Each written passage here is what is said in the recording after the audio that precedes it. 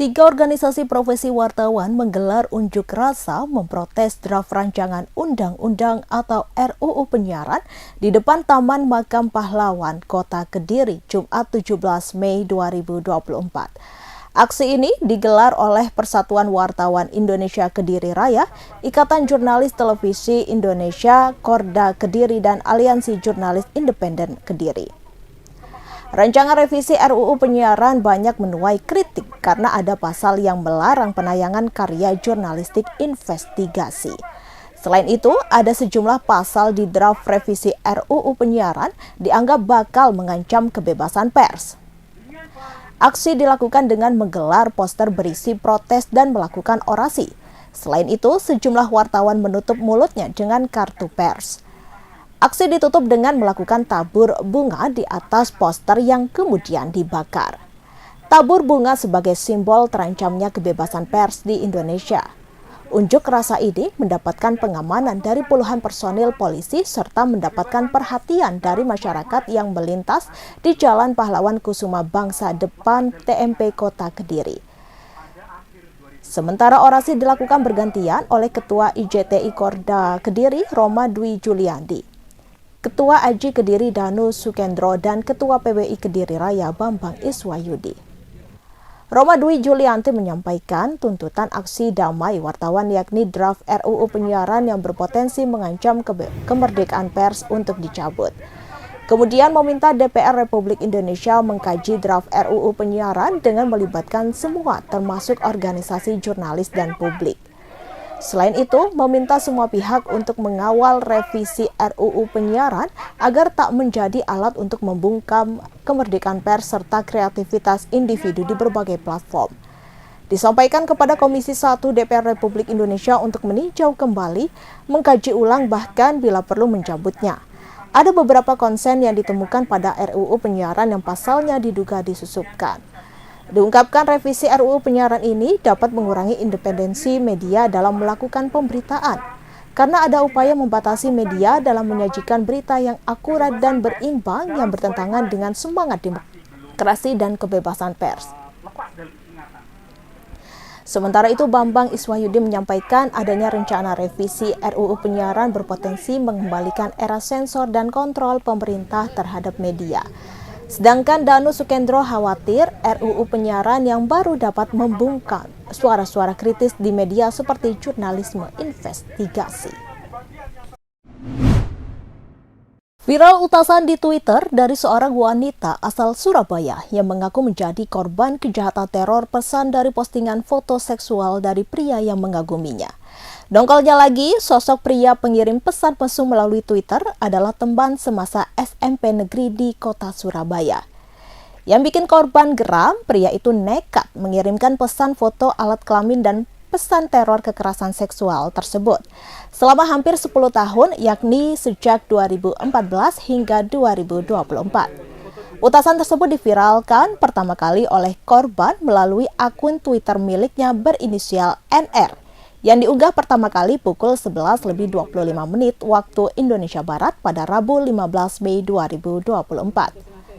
Pantauan tribunjatim.com pada pukul 21.22 waktu Indonesia Barat pada Jumat 17 Mei 2024, utas tersebut telah dilihat 20 juta kali, 15.000 kali di postingan ulang, dan 11.000 kali dikomentari dan 91.000 disukai.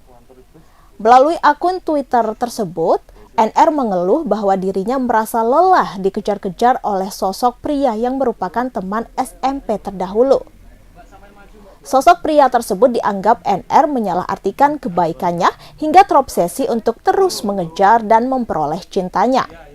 Padahal, menurut NR bahwa sikap dan perilaku peduli yang ia tunjukkan selama ini juga berlaku kepada orang lain atau seluruh teman-temannya, entah laki-laki maupun perempuan. Karena obsesinya itu, pria tersebut terus-menerus mengejar NR. NR sempat berupaya menyampaikan rasa keberatannya atas perbuatan si pria itu pada tahun 2020. Namun ternyata si pria tak juga menghentikan perbuatannya. Faktor pemicu aksi kenekatan si pria untuk mengejar NR adalah ketika korban NR pernah memberikan uang sebesar Rp5.000 kepada si pria saat masih satu sekolah. Hal itu dilakukan oleh NR lantaran merasa iba karena si pria diketahui tetap berada di kelas meskipun waktu menunjukkan jeda jam istirahat. Ternyata kebaikan sederhana yang diberikan NR disalahartikan oleh si pria hingga akhirnya terobsesi untuk mengejar dan mendapatkan cinta dari NR. Sementara itu, korban NR membenarkan dirinya yang membuat utas tersebut. Dan kini telah melaporkan perbuatan sosok pelaku itu ke Subdit 5 Cybercrime Ditreskrimsus Polda Jawa Timur pada Jumat 17 Mei 2024. Tercatat dalam histori pengaturan akun Twitternya, pria itu telah membuat sekitar 440 akun. Beberapa kali si pria juga sempat mendatangi rumahnya dengan berkelakuan aneh, yakni berdiri di jalanan depan rumahnya mulai pukul 1 dini hari hingga 4 pagi waktu Indonesia Barat. Kemudian pria itu secara sengaja menyalakan lampu motor yang menyilaukan itu tepat di depan rumahnya hingga membuat ibundanya ketakutan. Bahkan yang bikin korban NR khawatir, si pria itu sempat memberikan pesan DM melalui akun Twitter bermuatan ancaman pembunuhan. Ancaman pembunuhan tersebut ditujukan kepada siapa saja sosok pria yang sedang pendekatan atau PDKT atau berpacaran dengan korban NR. Sementara itu, Kasubdit 5 Cybercrime Ditreskrimsus Polda Jawa Timur, AKBP Charles P. Tampu Bolon membenarkan adanya laporan yang dibuat oleh korban, bahwa korban mengaku risih dan terganggu dengan perbuatan si pelapor. Si terlapor berinisial AP karena kerap mengirimkan pesan bermuatan intimidasi disertai foto seksual. Ayah Muhammad Rizky Rudiana alias Eki, kekasih Vina yang juga menjadi korban pembunuhan di Cirebon, ternyata anak Kapolsek Kapetakan Polres Cirebon Kota, Ibtu Rudiana. Melalui sebuah rekaman video, Ibtu Rudiana mengaku bahwa dirinya merupakan ayah kandung dari Eki. Ibtu Rudiana mengaku tidak diam terhadap kasus pembunuhan yang menimpa putranya dan Vina. Selama 8 tahun lamanya, Ibtu Rudiana mengaku mencari 3 pelaku pembunuhan yang hingga kini menjadi buron. Ibtu Rudiana mengatakan pihaknya terus berupaya mengungkap kasus tragis yang menimpa anaknya itu. Dikutip dari Tribun Video pada Sabtu 18 Mei 2024, dalam pernyataannya Ibtu Rudiana meminta masyarakat Indonesia untuk tak berasumsi terhadap kasus Vina. Ia mengaku sudah bersabar menghadapi asumsi-asumsi miring dari masyarakat terkait kasus Vina. Ayah Eki meminta warga Indonesia untuk tidak menambah penderitaan keluarganya dengan asumsi miring. Ibtu Rudiana meminta masyarakat agar mendoakan Eki dan pelaku yang masih DPO segera tertangkap. Pernyataan itu dibuat setelah sebelumnya Polda Jawa Barat membantah kabar bahwa 3 DPO pembunuhan Vina dan Eki merupakan anak polisi. Polda Jawa Barat menegaskan justru Eki yang merupakan anak dari polisi.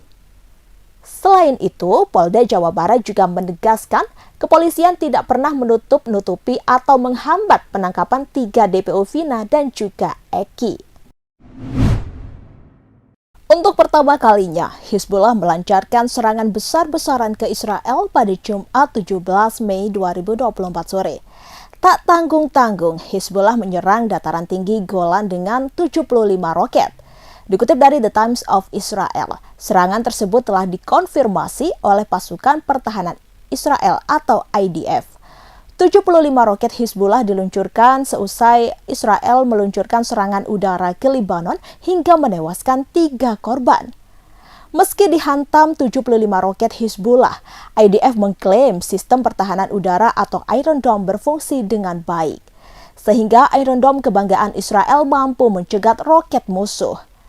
Namun sayangnya, roket Hizbullah tetap berhasil mengakibatkan 2 korban luka-luka. Dilaporkan sirine terdengar di kawasan tengah dataran tinggi di Katsrin. Serangan besar-besaran Hizbullah juga mengakibatkan beberapa kota di dekat perbatasan menjadi mencekam. Pasalnya terdengar suara gemuruh yang beriringan dengan sirine meraung-raung. Artis cantik Soraya Rashid mengungkap hal mengejutkan soal Andrew Andika setelah dicecar Tengku Dewi Putri. Istri Andrew Andika, Tengku Dewi Putri, mencurigai Soraya Rashid sebagai selingkuhan dari suaminya. Itu setelah Tengku Dewi Putri mengaku punya bukti hubungan Soraya Rashid yang tak biasa dengan Andrew Andika. Bahkan Tengku Dewi Putri sempat menginterogasi Soraya Rashid terkait kedekatannya dengan Andrew Andika. Namun saat itu Soraya Rashid membantah tudingan Tengku Dewi dengan alasan yang tak terduga. Tak puas sampai di situ, istri Andrew Andika, Tengku Dewi Putri, kemudian memention akun Instagram milik Soraya Rashid. Diduga hal itu berhubungan dengan pertemuan Soraya Rashid dengan Andrew Andika yang berlangsung di kawasan Senopati. Melalui Instagram story-nya @tengkudewi_putri, Jumat 17 Mei 2024, Tengku Dewi mengungkap rekaman dirinya menginterogasi Soraya via telepon. Awalnya, Tengku Dewi menanyakan soal kebenaran Soraya Rashid yang tengah mabuk saat dipeluk dan dicium Andrew Andika di tempat umum. Menjawab pertanyaan istri Andrew tersebut, Soraya pun mengakui saat itu memang lagi mabuk sehingga tidak sadar. Meski begitu, Tengku Dewi seakan tak percaya dengan pengakuan Soraya Rashid. Ia terus mencecar soal hubungan Soraya dengan sang suami. Namun Soraya Rashid mengaku hanya teman syuting dengan Andrew Andika. Baru-baru ini Dewi justru memention nama Soraya Rashid yang diduga punya hubungan dengan Andrew Andika sejak tahun 2023. Di situ Tengku Dewi meminta Soraya untuk mengangkat telepon darinya.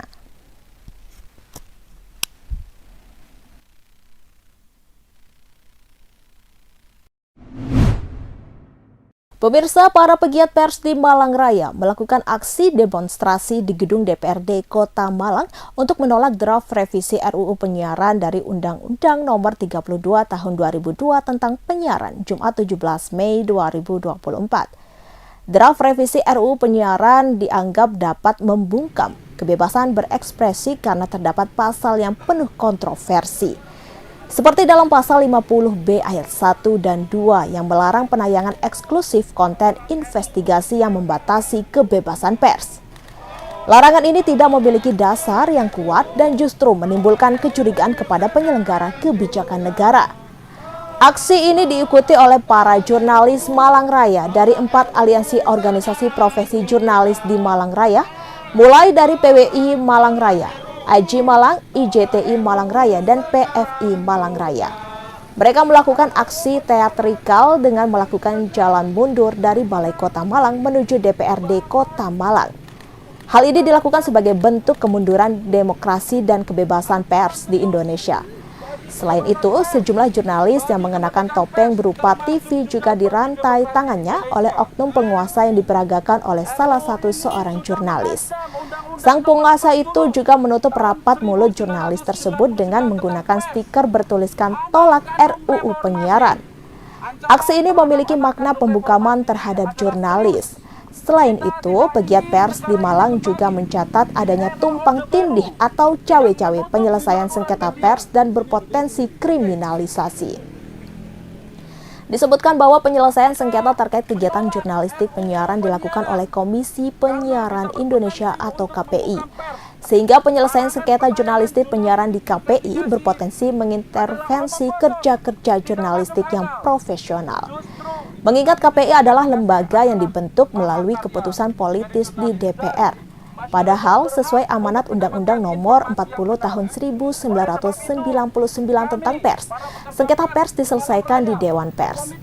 Menyikapi fenomena yang terjadi, perwakilan organisasi profesi jurnalis konstituen Dewan Pers di kawasan Malang Raya menyatakan menolak rancangan perubahan Undang-Undang Nomor 32 Tahun 2002 tentang penyiaran. Berikut ini pernyataan sikap dari 4 organisasi jurnalis di Malang Raya.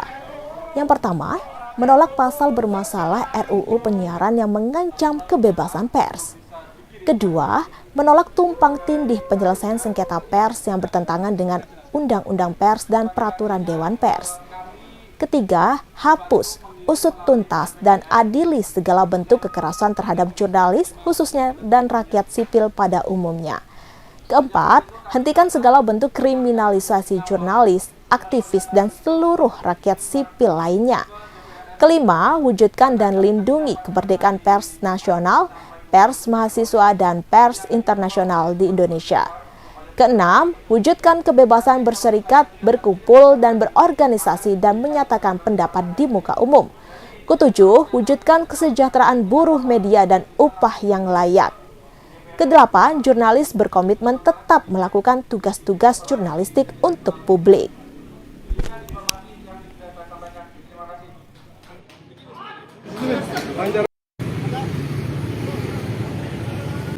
Adalah omong kosong, tidak masuk akal. Justru jurnalistik investigasi adalah mahakarya dari jurnalis dan masyarakat berhak untuk mendapatkan informasi yang benar. Oleh sebab itu, kami, para pekerja pers di Malang Raya, berkomitmen bersatu untuk menyuarakan penolakan terhadap RUU penyiaran. Mari kawan-kawan, kita nyanyikan lagi. Tolak, tolak, tolak RUU. Tolak RUU sekarang juga. Tolak, tolak, tolak RUU.